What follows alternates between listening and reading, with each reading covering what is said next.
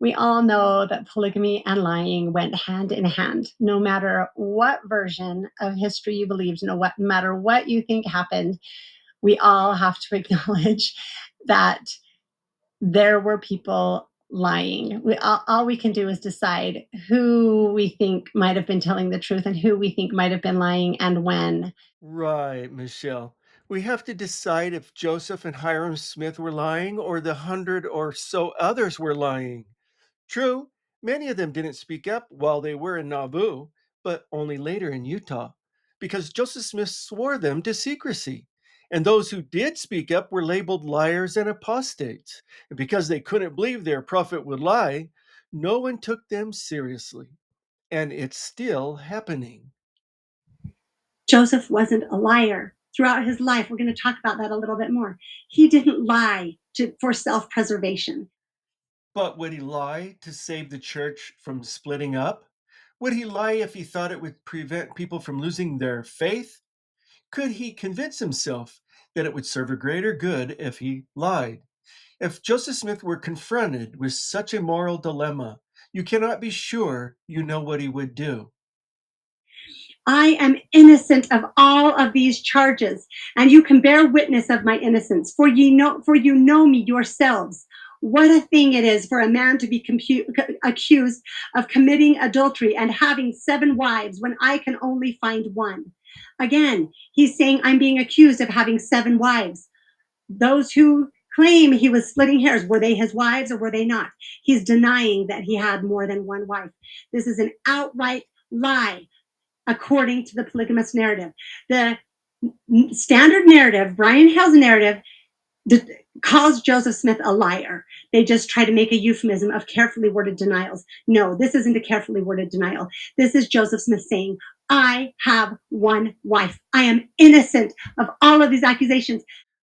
What does it mean, I could only find one wife? This is an odd way to word a denial. He may have been playing word games, since he was only legally married to Emma. But it's not necessary to interpret his denial that way. I'm perfectly fine with his lying for the Lord, so to speak. He says, I am the same man and as innocent as I was 14 years ago, and I can prove them all perjurers. I labored with these my apostates myself until I was out of all manner of patience. And then I sent my brother Hyrum, who they virtually kicked out of doors. He talks about the efforts he's gone to bring them back into the fold, to convince them that polygamy is not true and that he never taught it and that he wasn't a polygamist. We'll look at Hiram's denials in a moment. But I take this opportunity here to point out that Stone is reading from a draft of Joseph Smith's sermon in the handwriting of clerk Leo Hawkins, created about 1855, probably based on Thomas Bullock's 1844 notes, which we apparently don't have. She even quotes words inserted above the line. I make this observation because she and others expressed skepticism about the 8th of April 1844 sermon of Hyrum Smith, created in the same manner. In that case, they revert to Bullock's sketchy notes, where they can more easily twist the meaning into something more suitable to their theory. I now continue with Stone's impassioned plea. We're claiming that these were lies. We're claiming that Joseph and Hyrum were saying this while doing something else, right? Tell me what other doctrine they lied about. Okay, in his 16th of June 1844 sermon, Joseph Smith said, I have always declared God to be a distinct personage, Jesus Christ a separate and distinct personage from God the Father, and that the Holy Ghost was a distinct personage and a spirit, and these 3 constitute 3 distinct personages and 3 gods. this statement is not completely true. Now, a lot has been written about the development of Joseph Smith's theology, but a quick check can be made by referencing the lectures on faith. You know, the doctrine part of the Doctrine and Covenants. They were included in the first edition of 1835 and therefore had the same status as Section 101 on marriage that you polygamy deniers tout so much. Lecture 5 on the Godhead reads, How many personages are there in the Godhead? 2, the Father and the Son. There are 2 personages who constitute the great, matchless, governing and supreme power over all things. They're the Father and the Son. The Father being a personage of spirit, the Son, a personage of tabernacle. So, when Joseph Smith said he had always taught that there were three personages in the Godhead, that wasn't exactly true, was it? We just read Joseph say that I have shaken chains in dungeons for the truth's sake. From his youth, he experienced what he called bitter persecution and reviling, which caused him great sorrow. It happened from the time he was young. His entire life, he was hated, reviled, chased, persecuted, beaten, arrested, imprisoned, mocked, tormented because he wouldn't lie about what God told him. Right? He says from the very beginning, this is Joseph Smith history talking about when he was a young boy, 14, 15. So it was with me. He's again comparing himself to Paul, which he does again and again with the persecutions. I had actually seen a light, and in the midst of that light, I saw two personages, and they did in reality speak to me. And though I was hated and persecuted for saying that I had seen a vision, yet it was true. And while they were persecuting me, reviling me, and speaking all manner of evil against me falsely for so saying, I was led to say in my heart, why persecute me for telling the truth? I have actually seen a vision, and who am I that I can withstand God? Or why does the world think to make me deny what I have actually seen? For I had seen a vision. I knew it, and I knew that God knew it, and I could not deny it. Neither dared I do it. At least I knew that by so doing, I would offend God and come under condemnation. I see Joseph Smith has got you with his emotional and vivid language. Ironically, Michelle, you chose for an example of Joseph Smith's honesty a part of his history that is more disputed than his polygamy denials. In this account, Joseph Smith says, I soon found, however, that my telling the story had excited a great deal of prejudice against me among professors of religion, and was the cause of great persecution, which continued to increase. And though I was an obscure boy, only between 14 and 15 years of age, and my circumstances in life, such as to make a boy of no consequence in the world, yet men of high standing would take notice sufficient to excite the public mind against me, and create a bitter persecution. And this was common among all the sects, all united to persecute me. this did not happen. It may have been true in 1838 in Missouri when he wrote this, but it wasn't true in 1820 in Palmyra, New York. You really believe that a 14-year-old would attract the attention of men of high standing and that they would organize all the sects against Joseph Smith? There is no record of this or reminiscence, not even Joseph Smith's own family. The only reviling and persecution that Joseph Smith received near this time that we know of was when he was prosecuted in 1826 in South Bainbridge, New York, for his activities as a treasure seer. You make a lot of Brigham Young falsifying historical accounts, but it really began with Joseph Smith. We're supposed to believe that all of a sudden he's lying about what God has told him, about what God has commanded him to do, and that that's fine with him and fine with God. This man who suffered persecution from his earliest youth all throughout his life compared himself to Paul and always stood for the truth, who throughout the scriptures that he himself revealed talked about the importance of honesty, that the liars would be thrust down to hell, that search the Book of Mormon. He was faithful to the Bible. Search all of the scriptures for the words liar, for the word honest, for the word truth, and see the price that Joseph consistently throughout his life paid for the truth's sake, right? He wasn't a liar. He didn't lie. And show me any other doctrine that he revealed and taught that he lied about, that God told him to lie about, that he offered carefully worded denials about. He didn't. He didn't. It didn't happen. This is not a genuine question. How about if I show you where Joseph Smith used a carefully worded denial? Okay, ready? Here's one from the same history coming right after the first vision story. In the month of October, 1825, I hired with an old gentleman by the name of Josiah Stoll, who lived in Chenango County, state of New York. He had heard something of a silver mine having been opened by the Spaniards in Harmony, Susquehanna County, state of Pennsylvania, and had, previous to my hiring to him, been digging in order, if possible, to discover the mine. After I went to live with him, he took me, with the rest of his hands, to dig for the silver mine, at which I continued to work for nearly a month, without success in our undertaking, and finally I prevailed with the old gentleman to cease digging after it. Hence arose the very prevalent story of my having been a money digger. Now, that's a well worded denial meant to obscure the truth and make it sound like his involvement in money digging was a one time event as a simple laborer with Josiah Stoll in 1825. But we know from legal documents that there was much more to it than that. In fact, at his 1826 court hearing in South Bainbridge, New York, Joseph Smith confessed that he had been searching for treasures with a seer stone for 3 years. At the same time, Stoll testified that treasure and other objects were dug for at several locations along the Susquehanna River at Smith's direction.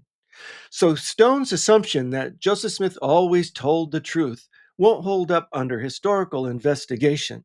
We also know that up until Smith's death, Joseph and Hyram's deaths in 1844, both of them repeatedly, consistently, with no exception, denied and rejected polygamy.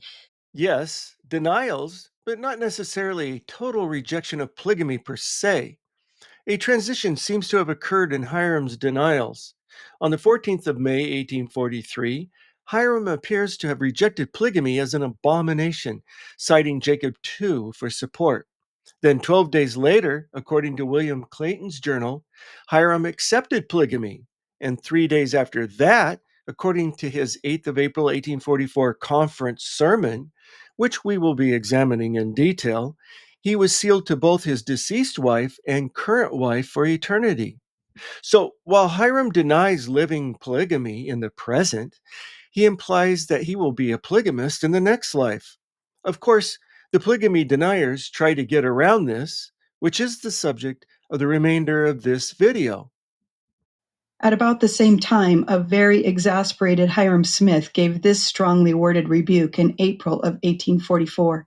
One reason I speak to the elders is in consequence of the 10,000 reports which come to me from abroad. Almost every foolish man runs to me to inquire how many spiritual wives a man may have. I am authorized to tell you from henceforth that any man who comes in and tells any such damn fool doctrine to tell him to give up his license. None but a fool teaches such stuff. The devil himself is not such a fool. Every elder who teaches such stuff ought to have his nose wrung. I wish the elders of Israel to understand it is lawful for a man to marry a wife, but it is unlawful to have more. In this strongly worded statement, given 2 months before his death, Hyrum denounces those elders who would presume to preach about polygamy without authorization. While polygamy skeptics, like Hyatt, typically quote this part of Hyrum's sermon, another part touches on polygamy in a way the skeptics find difficult to explain. Hyrum goes on to discuss eternal marriage and how that newly revealed principle applied to him and his deceased wife, Jerusha Barden, as well as his current wife, Mary Fielding. The following version of Hyrum's sermon is from the manuscript history of the church, which was omitted when it was published. This version was prepared by Jonathan Grimshaw and edited by Thomas Bullock in 1855, based on notes Bullock took at the conference in 1844. I will discuss Bullock's notes in a moment, but we begin with this fleshed out version for its readability. She, Jerusha, fell into the grave before God showed us his order. God has shown me that the covenant is dead, and had no more force, either could I have her in the resurrection, but we should be as the angels. It troubled me. Brother Joseph said you can have her sealed to you upon the same principle as you can be baptized for the dead. I inquired, what can I do for my second wife? He replied, you can also make a covenant with her for eternity and have her sealed to you by the authority of the priesthood. I named the subject to my present wife, and she said, I will act as proxy for your wife that is dead, and I will be sealed to you for eternity myself, for I never had any other husband. I love you and I do not want to be separated from you, nor be forever alone in the world to come. If there is any man that has no more sense, and will make a base story of such a fact, his name shall be published. What honest man or woman can find fault with such a doctrine as this? None. So, according to this version, Joseph told Hyrum that he could marry both wives for eternity and have both in the resurrection. You can see how that might cause rumors. This complicates the polygamy deniers' narrative, so they have attempted to explain this away. The best attempt was given by Rob Fotheringham in 2023. Using Bullock's original notes, Fotheringham explains, in conference of April 1844, less than 3 months before Joseph and Hyrum were murdered, amidst the spurious rumors that Joseph's revelation called for the return of levirate marriage and polygamy, as Hyrum was the one that had read the revelation at the High Council meeting, Hyrum gave this talk to clear up the confusion. this is not the stated reason why Hyrum addressed the conference on spiritual wifery. This may be one of the reasons why people were approaching Hyrum with questions, but it's not stated, and there is no hint that he is trying to clear up misconceptions about the revelation he had read to the High Council the previous July. The revelation is never mentioned. Fotheringham would like Hyrum to support a pet theory of his that D&C 132 was originally about eternal monogamy, and that the polygamy material was added later in Utah, which I have shown in another video is pure nonsense. With this misleading introduction, Fotheringham then reads from Bullock's 1844 rough draft. Hyrum declared, quote, I speak to the elders in consequence of the 10,000 reports from abroad. Almost every man runs to him to inquire if things are true, how many spiritual wives a man may have. I know nothing about it, what he might call spiritual wife. I should not know anything about it. Note that Hyrum qualifies his denunciation of polygamy. He knows nothing about what he, the man that runs to him, might call spiritual wife. So Hyrum is denouncing a form of polygamy he knows nothing about, not necessarily polygamy per se. In about half an hour after the man was gone, another would begin. The elders tell such things all over the country.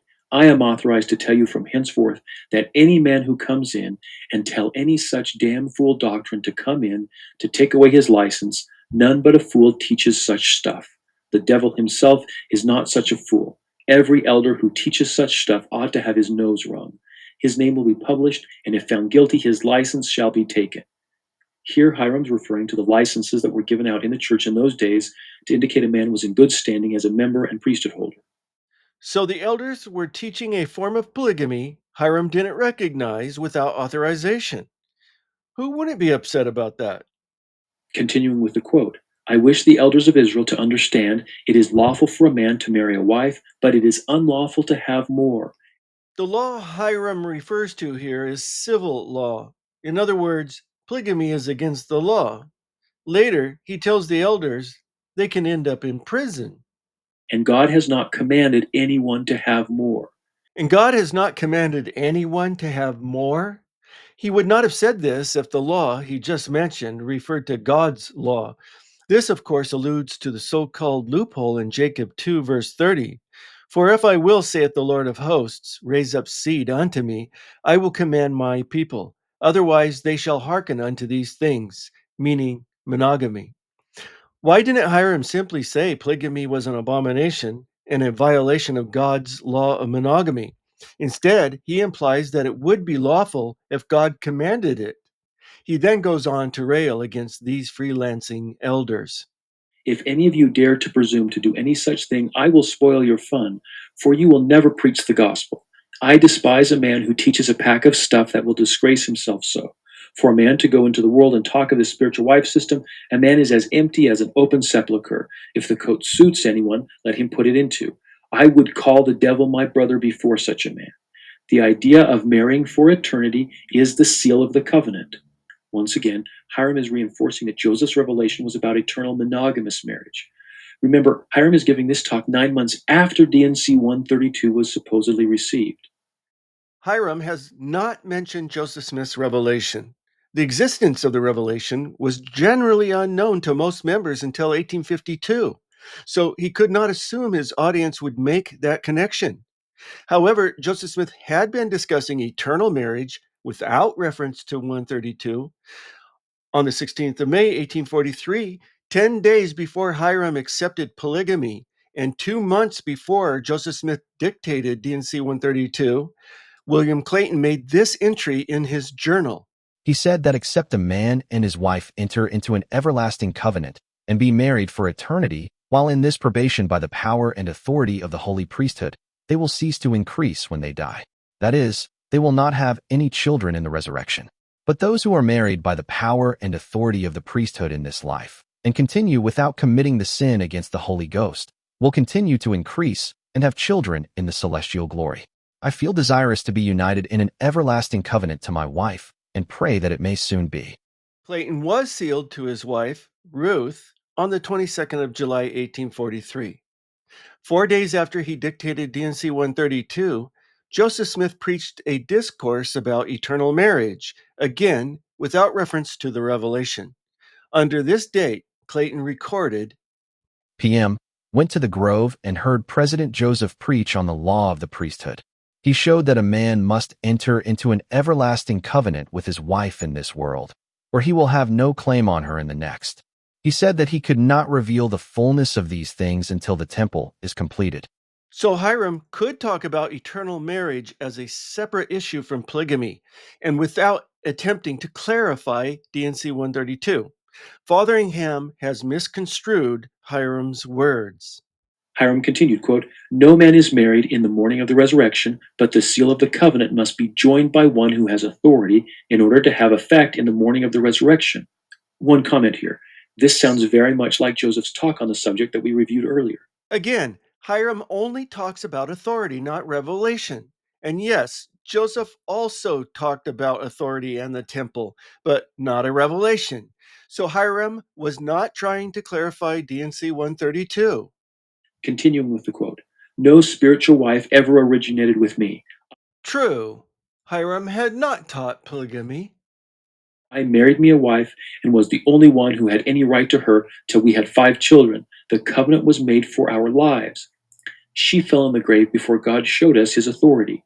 God has showed me that the covenant is dead and had no more force, neither could I have her in the resurrection, but we should be as the angels. It troubled me. Brother Joseph said you can be sealed to her upon the same principle as you can be baptized for the dead. What can I do? For more, second wife, you can make a covenant with her for eternity and sealed to her. And she said, I will act as proxy for the one that is dead, and I will be sealed to you for eternity. If there is any man that has no sense and will make any story of such a fact, his name shall be published. If you're curious, you can see that the transcribed text in the gold background is taken from the original document underlined in red, which reads, quote, Brother Joseph said you can be sealed to her upon the same principle as you can be baptized for the dead. As I read this, Joseph Smith told Hyrum that he could marry both wives for eternity, and Mary Fielding agreed to participate, although her reasoning, as given in the fleshed out version, is not given. But Fotheringham is about to impose a different interpretation that he cannot defend. Hyrum continued, quote, It is a doctrine not to be taught to the world. There is a power to seal on earth and in heaven, honoring the spirit of Elijah and Elias, a seal that shall never be broken and be enforced in the morning of the resurrection. So instead of referring to D&C 132, Hyrum appears to be referring to the appearance of Elijah and Elias in 1836, or at least invoking their spirit. In other words, the sealing power. The month previous, Joseph Smith preached this. The spirit, power, and calling of Elijah is that ye have power to hold the keys of the revelations, ordinances, oracles, powers, and endowments of the fullness of the Melchizedek priesthood. The power of Elijah is to seal those who dwell on earth to those which dwell in heaven. So, again, there is nothing about D&C 132. If you say anything 1,000 miles off, it comes here. If any man preach any false doctrine, I shall disgrace him. Get the wife that God and your country lets you have. If any brother hears any person preach such stuff, wring his nose. If I was a woman and got so fooled, I would hide my head. I give the sisters leave to wring the nose who teach such stuff. Spoke an hour and a half, end quote. Hyrum is definitive. Any man who teaches the damn fool doctrine of plural wives is to have his license revoked. Yes, Hyrum is definitive in his counsel to the elders who are preaching a form of polygamy he doesn't recognize, which he calls false doctrine. He tells them to stop and be happy with the one wife God has given them. God had not commanded them to take more wives. Quote, I wish the elders of Israel to understand it is lawful for a man to marry a wife, but it is unlawful to have more, and God has not commanded anyone to have more, end quote. Once again, this is 9 months after D&C 132 was supposedly received. Hyrum wanted to be sealed to his first wife, named Jerusha, but was concerned it was too late as she'd already passed away. Joseph explained to Hyrum that he could be sealed to Jerusha based on the same principle as baptism for the dead, by proxy. And so Hyrum's second wife, Mary, stood in as proxy for his first wife and was sealed to Hyrum for eternity. Not exactly. Yes, Mary stood as proxy for Jerusha, and Jerusha was sealed to Hyrum for eternity. But Fotheringham blends two separate phrases. It reads, "And she said, I will act as proxy for the one that is dead, dash, and I will be sealed to you for eternity." The second phrase says Mary will be sealed to Hyrum for eternity, not Jerusha. These fragmentary notes describe two ceremonies, one for Jerusha and another for Mary. In other words, Mary accepted the idea of sharing Hyrum in the eternities rather than insisting that she be the only wife. Thus, Hyrum had two eternal wives, which is why he followed this with a caution. If there is any man that has no sense and will make a story out of such a fact, that is, a story about spiritual wifery, his name shall be published. It would make no sense for him to caution those who might turn this into a scandal if he were only married to Jerusha for eternity. Hyrum specifically threatened any man who might attempt to distort his proxy sealing to Jerusha to support polygamy, that he would be publicly called out for his error. Right, but how could Hiram's proxy marriage to his deceased wife be used to support polygamy if he had not also been married to Mary for eternity? After Joseph and Hyrum's deaths, Brigham made changes to these notes to support polygamy. One of the changes was to alter Hyrum's claim of being sealed eternally by proxy to his deceased first wife, Jerusha, to being also sealed eternally to his then current wife, Mary, attempting to paint Hyrum as an eternal polygamist. Instead of Joseph saying, quote, "You can make a covenant with her," meaning Jerusha, the notes were changed to read, quote, "You can also make a covenant with her," insinuating Hyrum could covenant with both Jerusha and Mary. And instead of Mary saying in the original, quote, "I will be sealed to you for eternity," meaning she would be sealed to Hyrum on Jerusha's behalf, the word myself was added, so the text would read, quote, "And I will be sealed to you myself for eternity." The question is, were these two words added to clarify the text or change it? I have argued that they clarify the text. It is important to remember that the original note taker, Thomas Bullock, is also present during the revision of the text, and that it wasn't Brigham Young who created it. What Fotheringham doesn't discuss is that the fragmentary lines do not yield the meaning he has given them. When Joseph Smith explains to Hyrum that he could marry Jerusha for eternity by proxy, and that he could marry Mary for eternity, there is no or between the two phrases, only an and. Moreover, there is no hint that it is a choice or an either or proposition, but that is how Fotheringham reads it. In other words, he is silently adding an or to Joseph Smith's words. So adding also fits the context better than or. In other words, if read as they stand, Joseph Smith's words to Hyrum mean he could be sealed to both Jerusha and Mary for eternity. This is a good example of how Brigham Young changed historical documents to make it appear that Joseph and Hyrum supported polygamy. Inconvenient truths were consistently edited away. In fact, all the portions of Hyrum's April 8th conference talk that condemned plural marriage were eventually edited out of the published history of the church by Brigham, including the subtle changes we just reviewed.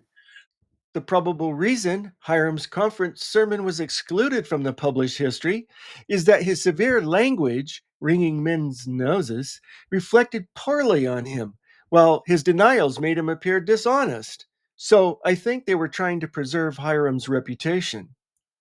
So, according to Fotheringham and other polygamy skeptics, rather than agreeing to share Hyrum in the next life, Mary sacrificed her eternal well being for Jerusha. So to clarify, Joseph didn't tell him he could be sealed to both. Joseph Correct. basically said, because it sounded like, so it put widowers in the same position that widows are currently in. If marriage is eternal, right, then you have an eternal spouse and you can't be sealed to, like Mary chose to stand in for Jerusha. I think understanding that was a true love match, and that Mary and Hyrum was, I don't like calling it a marriage of convenience, but necessity, and they were both there trying to love each other. Good friends. Yeah. But I do think that, and again, that to me shows that Mary was always thinking of others before herself. Right. She sacrificed her own happiness to bring happiness to other people. Well, and I don't think that Hyrum was her eternal, like you said, they weren't, she wasn't in love with Hyrum from any indications that we have. I know that there were some things that had hurt her feelings, and she, I think it was hard what she took on, right? Yes, and so I don't know that I don't know that she wanted to be sealed to Hyrum for eternity. Right, and you either. have to understand, it was a brand new revelation and doctrine. Wow, Mary was a sacrificing lady? Mary had hurt feelings and didn't really love Hyrum? We don't know if she even wanted to be sealed to Hyrum. What nonsense! This is what happens when you try to make Hyrum support your theory. He is denunciating, is that the right word? Polygamy as strongly as he can. Not really. One thing to notice about Hyram's sermon is that there is no denunciation against polygamy as an abomination. He never says polygamy is a violation of God's law, only a violation of man's law. He even states, if a man should begin to find you out, you would get into some cell in Alton. The Alton prison was established in 1833 as the first state penitentiary in Illinois. No doubt this was a real concern for Hyrum and Joseph as well. He goes on to talk about how foolish it is, how nobody would want more than one wife, how it wouldn't work. He gives this whole sermon talking about this. This is my point. He doesn't denounce polygamy in the strongest terms. He doesn't say it is an abomination and a violation of God's law. The most Hyrum can do is joke about how unwise living with two women would be. I believe every good man should have one wife in this life, and I know if I had two I should not know what to do with them. They might quarrel about me, and I might get a whipping. One is enough, and I warn all of you not to attempt it. This reminds me of one anti-polygamist in the 18th century who said polygamy was a sin that came with its own punishment. The main point of Hyrum's sermon was to tell the elders not to teach polygamy, as they had no authorization to do so. This is supposedly after he saw it as this plain, pure, clear, beautiful doctrine, according only to William Clayton, right? Should we listen to William Clayton or to Hyrum's own words that he's teaching? Stone alludes to an entry in William Clayton's journal dated the 26th of May, 1843, that mentions Hyrum's acceptance of polygamy. It reads, President Joseph in meeting with the 12 and Judge Adams. Hyrum received the doctrine of priesthood. There's no contradiction between Clayton's journal entry and Hyrum's sermon. Before his conversion, he had preached that polygamy was an abomination. This sermon has none of that language. He only talks about a form of spiritual wifery that he knows nothing about. His comments were directed towards elders who were preaching about polygamy without authorization. The only polygamy he knows about pertains to the next life. Of course, this wasn't completely true. At the time of this sermon, Hyrum was sealed to at least 4 women. After the death of her husband, Mary's sister, Mercy, was sealed to Hyrum for a time only. In her autobiography, she wrote, On the 11th of August 1843, I was called by direct revelation from heaven, through Brother Joseph, the prophet, to enter into a state of plural marriage with Hyrum Smith, the patriarch. She describes her difficulty in accepting the practice and says she lived in Hyrum's house until his death. In conclusion, despite Michelle Stone's claim that both Joseph and Hyrum repeatedly and consistently denied and rejected polygamy without exception, their actual beliefs and practices were much more complex and nuanced. They were certainly not opposed to using deception if it served their purposes as church leaders. Hyrum's story illustrates his gradual acceptance of polygamy, likely resulting from his belief in eternal marriage and his desire for both his deceased and living wives to be with him in the afterlife. This gradual embrace of polygamy by Hyrum raises questions about the conflict between personal conviction and following God's prophet. While his initial resistance suggests a man wrestling with moral and spiritual dilemmas, his later actions reflect a shift, one that underscores the broader tensions within the church's hierarchy itself. Apostle Orson Pratt's struggles come to mind. Polygamy was not an easy sell for most. Those who deny Joseph Smith was a polygamist want to frame this historical question as a test of loyalty. Either you believe Joseph Smith and Hyrum told the truth, or they lied. If you think they lied, you are not a true follower. This is an ad hominem and has no bearing on the historical question. It only reveals the naive, fundamentalist assumptions of the polygamy deniers. I'm Dan Vogel. Thanks for listening.